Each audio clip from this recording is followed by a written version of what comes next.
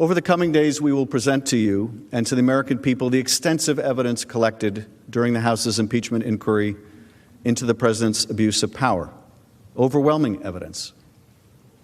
Notwithstanding his unprecedented and wholesale obstruction of the investigation into that misconduct.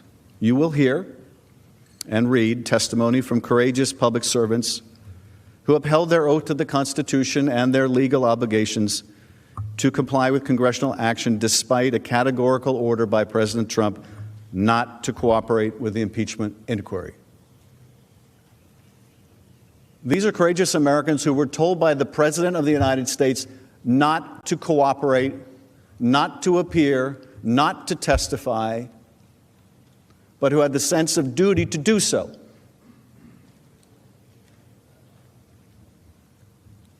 But more than that, you will hear from witnesses who have not yet testified, like John Bolton and Mick Mulvaney, Mr. Blair and Mr. Duffy. And if you can believe the President's words last month, you will also hear from Secretary Pompeo. You will hear their testimony at the same time as the American people. That is, if you allow it, if we have a fair trial. Hey, NBC News viewers, thanks for checking out our YouTube channel. Subscribe by clicking on that button down here and click on any of the videos over here to watch the latest interviews, show highlights, and digital exclusives. Thanks for watching.